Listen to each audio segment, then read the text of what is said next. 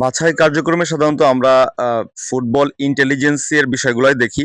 আ যে ৪ টা কর্নার আছে technical, tactical, psychological, physical, social সবগুলা পার্টই আমরা দেখি। স্পেশালি আমরা টেকনিক্যাল সাইড গুলা বেশি দেখি। কারণ টেকনিক যদি ঠিক থাকে, ন্যাচারাল টেকনিক থাকে তাহলে অন্য সবগুলা আমরা ট্রেনিং এর মাধ্যমে ভালোভাবে তাদেরকে রপ্ত করাতে সক্ষম হব। এবং অবশ্যই ডিসিশন মেকিংটা দেখি। ফুটবলের ডিসিশন মেকিং খুবই গুরুত্বপূর্ণ। কে সঠিক ডিসিশন নিতে পারে কত দ্রুততম সময়ের মধ্যে। এবং একই সঙ্গে সোশ্যালিজম বিষয়গুলো দেখা হয়, কারণ এখানে আমাদের স্টুডেন্টরা অনেকে একসঙ্গে থাকে। সে তাদের সঙ্গে কিভাবে মানিয়ে নিতে পারবে, পরিবেশের সঙ্গে কিভাবে খাপ খাইয়ে চলতে পারবে এবং তার দ্বারা অন্যদের কোনোভাবে ডিস্টার্ব হবে কিনা সেগুলো খুবই গুরুত্বপূর্ণ। সুতরাং ফুটবলের যা অ্যাসপেক্ট আছে সবগুলাই আমরা এখানে ফলো করি।